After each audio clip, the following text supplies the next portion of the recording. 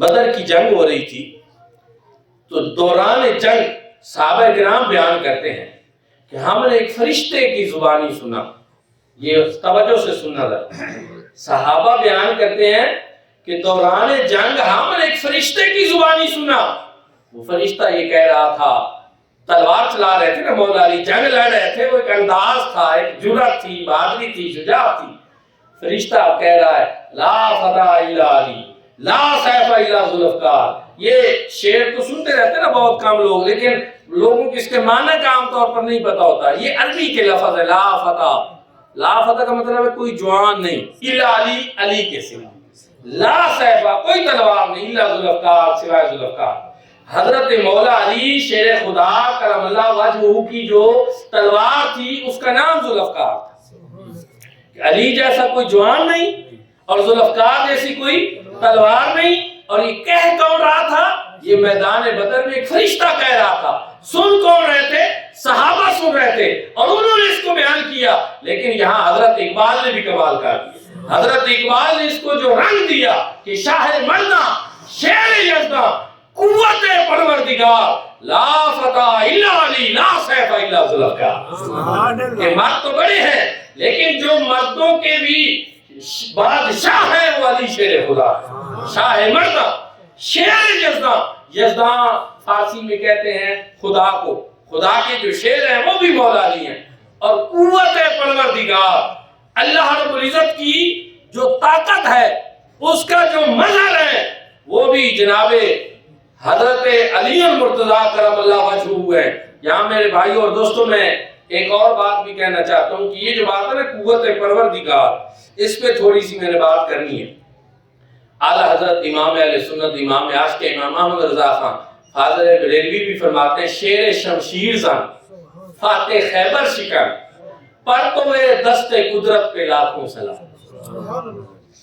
اعلیٰ حضرت یہ بات فرما رہے ہیں کہ شیر شمشیر زن فاتح خیبر شکن پرتوے دست قدرت پہ لاکھوں سلام.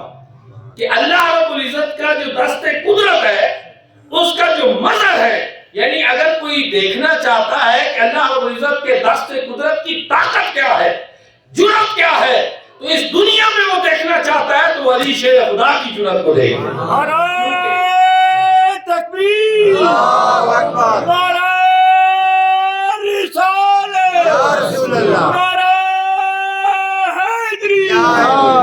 کیونکہ اللہ رب العزت کی قوت کا اور قدرت کا اس کائنات میں اس طاقت کا اگر کوئی مظہر ہے تو وہ علی شیر خدا. اور یہ بات حضرت اقبال نے ایک اور جگہ پہ بھی بیان فرمائی. فرمایا اللہ کا ہاتھ ہے بندہ مومن کا ہاتھ. اللہ کا ہاتھ ہے بندہ مومن کا ہاتھ. غالب و کار آفریوں، کار کشاؤ، کار ساز. اور ہو سکتا ہے کہ کوئی فتویٰ بھی نہ لگا دے کہ اللہ کا ہاتھ. قرآن فرما رہا ہے یاد اللہ فوق ایدیہم، یاد اللہ فوق ایدیہم. اللہ کا ہاتھ ہے بندہ مومن کا ہاتھ.